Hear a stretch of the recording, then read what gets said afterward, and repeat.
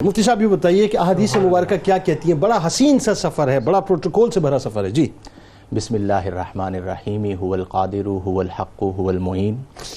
نبی کریم علیہ افضل الصلاۃ والتسلیم کا معجزہ معراج وہ عظیم معجزہ ہے کہ جسے ہم پڑھتے یا سنتے ہیں تو اپنے بخت پر فخر کرتے ہیں کہ اللہ نے ہمیں ایسا محبوب عطا فرمایا۔ سبحان اللہ سبحان۔ اور چونکہ معجزات ہر نبی کو ان کی امت کے تقاضوں کے مطابق دیے جاتے ہیں تو اللہ یہ جانتا تھا کہ امت مصطفی کریم میں کچھ لوگ چاند تک پہنچیں گے اور چاند تک پہنچ کر جو ہے وہ ستاروں کا سفر کریں گے، تو ایسا معجزہ عطا فرمایا کہ ساری امت ترقی کرتے ہوئے کہیں پر بھی پہنچ جائے میرے محبوب کے قدموں تک نہیں اللہ، یہ بالکل اس طرح کی بات ہے کہ یہ جو مہر میں ہے حرارتیں وہ تیرا ظہور جلال ہے، یہ جو کہکشاں میں ہے روشنی وہ تیرا غبار جمال۔ اللہ جی۔ اب اگر ہم احادیث کی جانب آئیں تو تقریباً 28 صحابہ کرام نے جو راویان واقعہ معراج ہیں، بعض نے اسے 34 شمار کیا ہے، جبکہ حافظ ابن کثیر نے اپنی تفسیر میں ان 28 صحابہ کرام کا نام ذکر کیا ہے جنہوں نے واقعہ معراج کی روایت فرمائی ہے۔ ٹھیک ہے۔ پھر نبی کریم علیہ افضل الصلاۃ والتسلیم کی حیات ظاہری میں جب ذکر معراج ہوا تو اسے روایت کرنے والے 28 ہیں،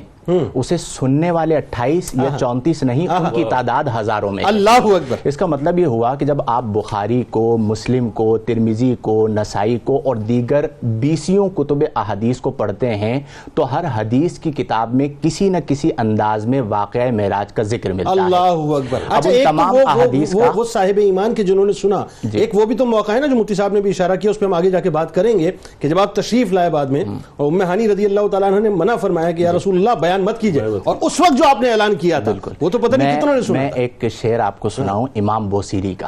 جب میں نے ساری چیزوں کو پڑھا اور وہ شعر میری نظروں سے گزرا تو یوں سمجھیں کہ تمام ذخیرہ حدیث کا امام بوصیری نے خلاصہ کر دیا۔ بتائیے۔ آپ فرماتے ہیں کہ سریتا الی حرمن لیلن من حرمن کما سر البدر فی داجم من الظلم۔ آپ فرماتے ہیں کہ آپ شب معراج ایک حرم یعنی بیت اللہ سے دوسرے حرم یعنی بیت المقدس کی طرف اس طرح تشریف لے گئے جیسے 14ویں رات کا چاند اندھیری تاریکی کے اندر نور بکھیرتے ہوئے جاتا ہے، اس طرح نور بکھیرتے ہوئے آپ تشریف لے گئے۔ سبحان اللہ۔ نبی کریم صلی اللہ علیہ وسلم کا جو سفر معراج ہے جنید بھائی، یہ چونکہ اس کیفیت میں ہوا کہ جب آپ کو غم ہے حضرت ابو طالب کے چلے جانے کا، آپ کو دکھ ہے حضرت بی بی خدیجۃ الکبریٰ رضی اللہ تعالی عنہا کے چلے جانے کا، اور اس کے ساتھ کفار مکہ اور مشرکین مکہ کے ستم ہیں، آپ رنجیدہ خاطر ہیں۔ اللہ تبارک و تعالی نے اپنے محبوب کی تسکین کے لیے سفر معراج عطا فرمایا۔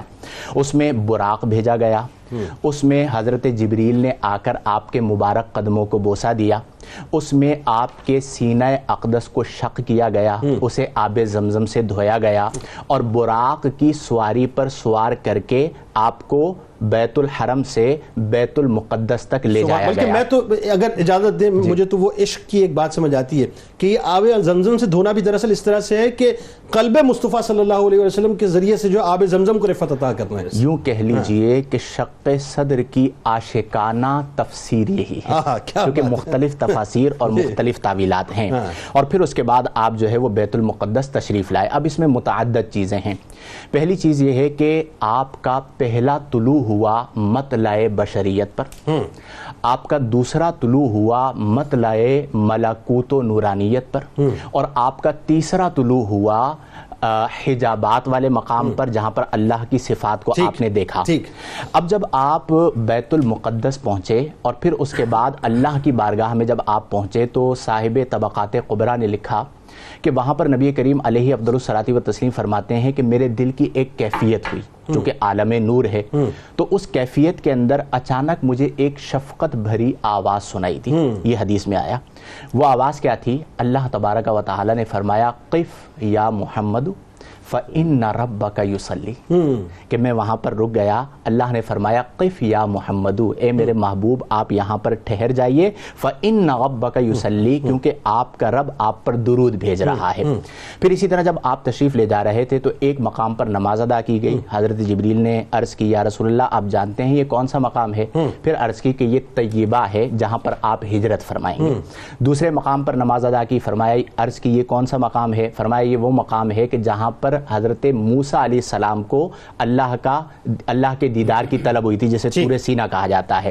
پھر تیسری نماز بیت لحم پر ادا کی اور فرمایا عرض کی کہ یہ وہ مقام ہے کہ جہاں پر حضرت عیسیٰ علیہ السلام کی ولادت ہوئی ہے.